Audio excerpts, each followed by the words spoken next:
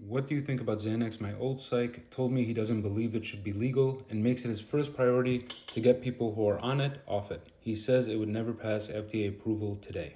I used to say something very similar when I was a psychiatry resident. I would say, I think Xanax should be banned because it is highly addictive.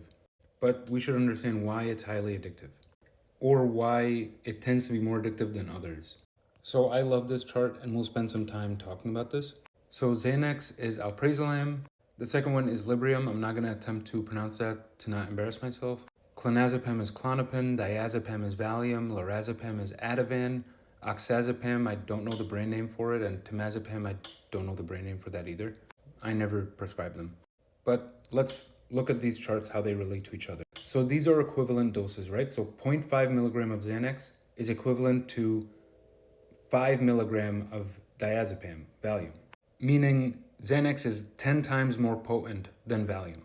But the reason why a lot of doctors, especially psychiatrists, don't really like alprazolam is because of the peak half-life, right? It's in 1 to 2 hours that you get the peak plasma level. And because of how potent Xanax is and its ability to bind to the receptor very strongly and then come off very quickly, this puts the patient on a roller coaster of anxiety. And oftentimes, the rebound anxiety when Xanax wears off is worse than the original anxiety that you were using to treat.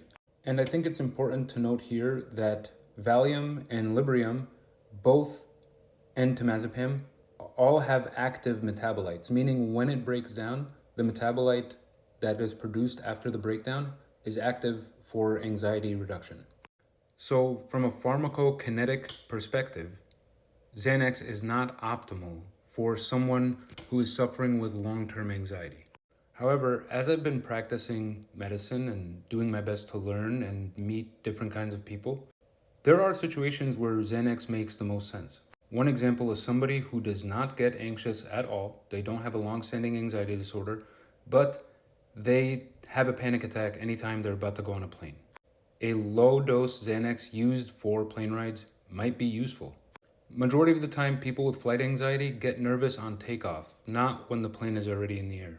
Another use case for Xanax is for mothers who experience postpartum anxiety.